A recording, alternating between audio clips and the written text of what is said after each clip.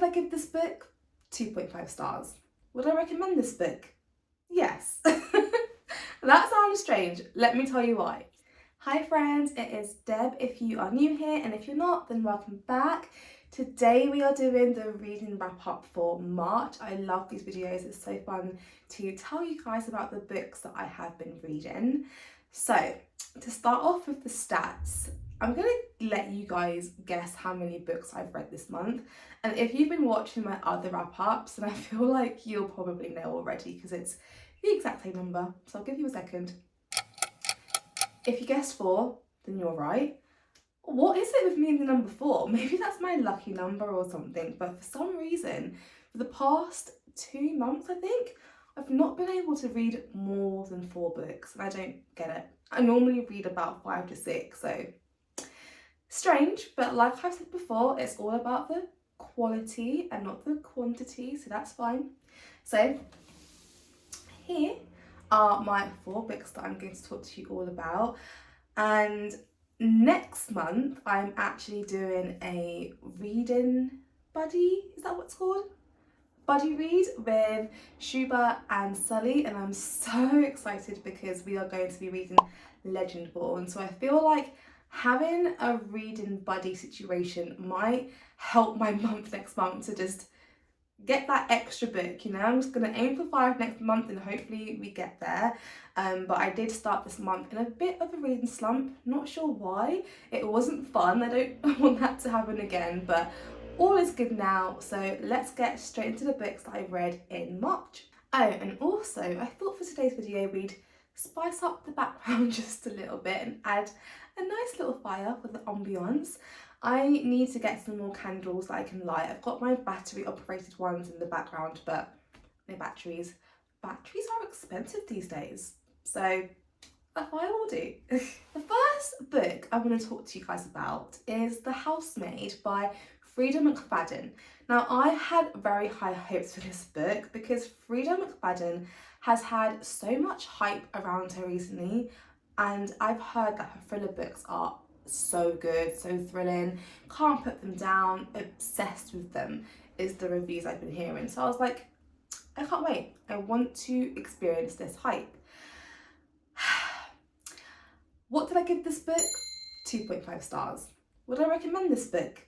Yes. That sounds strange, let me tell you why. So I gave this book a 2.5 stars because it's crazy. It just, you read it and you're like, what on earth? That at the ending is just, huh? Okay. But at the same time, it was so easy to read. It's not a very long book anyway. I think it's just under 300. Okay, it's just over 300 pages. And you'll probably you'll probably fly through it relatively quickly, and I did. However, the plot is just a bit weird. So we're following this housemaid, and she has just been released from prison. So she's having, you know, quite of a hard time finding a job. And then she finds this family that has a beautiful house. We're talking about a gated community, like suburbans, the whole white picket fence vibe in America that people go crazy for. And she manages to land a job being the housemaid there. But things are weird in this house, right? So there's this woman called Nina. She's the mother and the wife of this family, and she's very hot and cold. She does questionable things like lie about her child's dietary needs and making up scenarios and situations that gets our main characters into trouble. And so our main character's like, what's her deal? But I need the money, so I'm gonna keep, you know, just working and hopefully she'll stop being weird. But as time goes on, more secrets get uncovered, and, you know, our main character has a bit of a crush on the husband, and things just start picking up a little bit, and you start questioning what's real, what's not real, why are things happening this way, and whatever. And then the weirdest thing about this book as well, which is part of the plot, is that the room she gets, right, in this huge mansion, beautiful house, is in the attic. So she's living in like an amazingly beautiful house. It's got loads of bedrooms. They even have a spare bedroom, and yet she gets put in the attic. And not only is she in an attic, in her attic there's only one tiny window, and the lock on her room only locks from the outside. So she can't lock her room from the inside. So that's also weird to her, but she's still like, do you know what? It beats sleeping in my car. I've got a nice home with this house, even if my room is a bit meh. And she goes for it. And let's just say they didn't know who she is and she doesn't know who they are. So things get weird. So 2.5 star, but I would still say read it if you haven't read it, because it's just a very easy read and it's quite fun. It's a fun time, it's just silly. So the next book I want to talk to you guys about is The Naturals by Jennifer Lynn Barn. I absolutely love this book. I gave it a 4 star and I flew through it so quickly.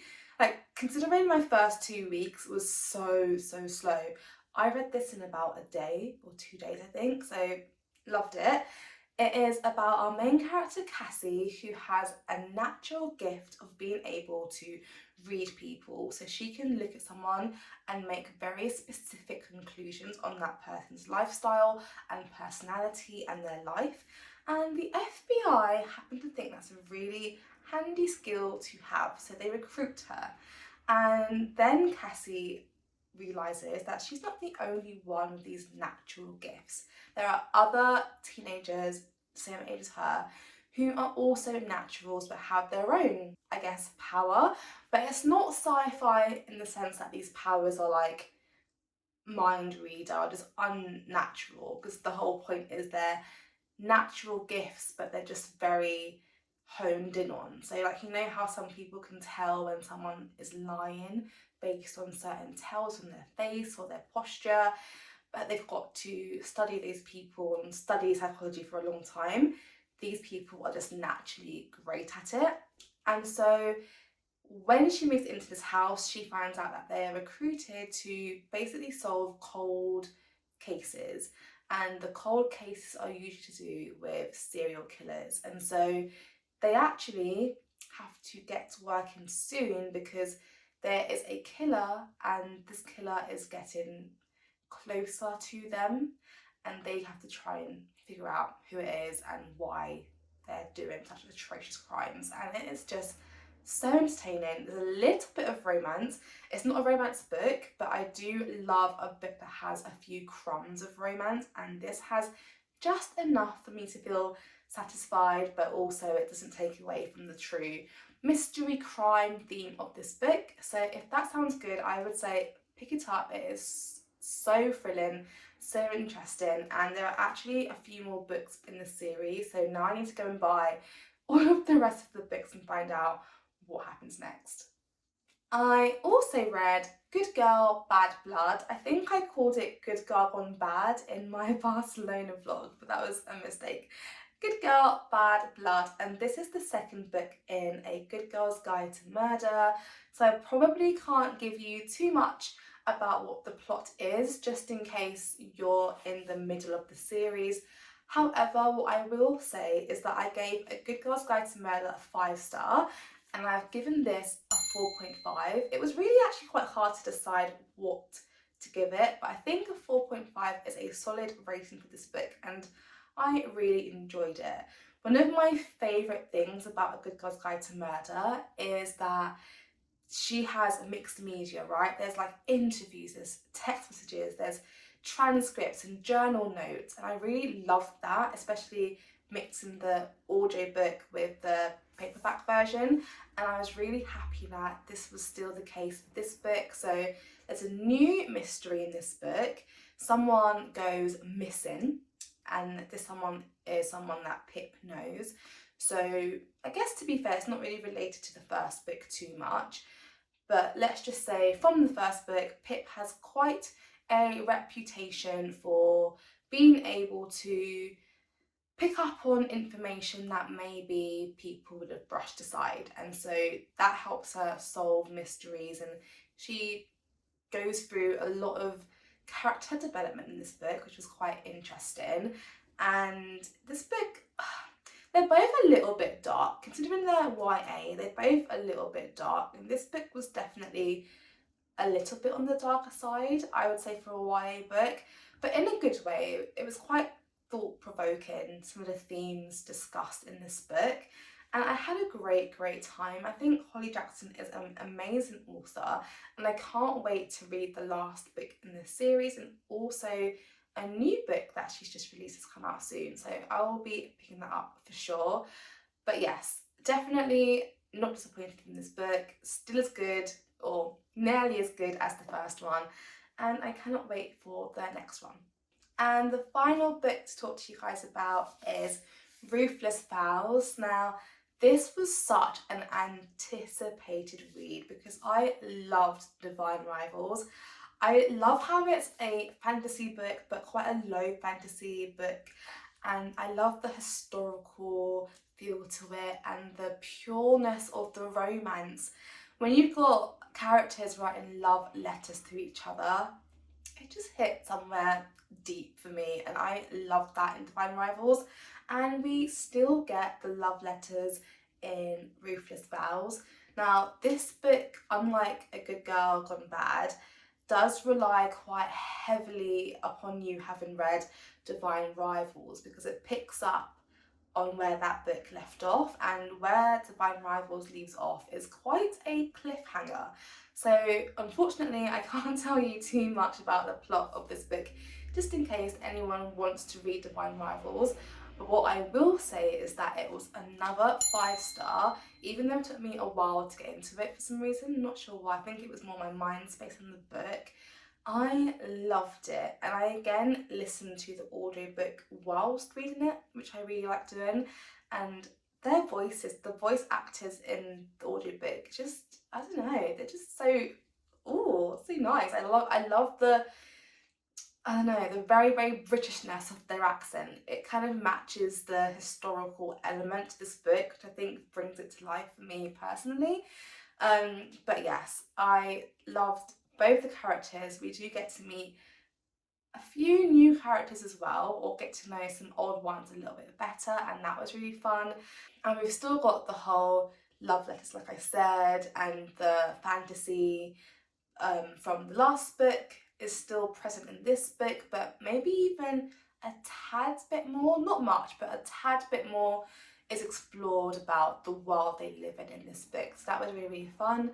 And I would say that the Divine Rivals duology is such a good book to get into if you're not a fantasy reader but you're wanting to try fantasy. Then please give these books a go, because I was sobbing, crying, and just my heart broke at the end of this book, but in the best way possible, because I loved it.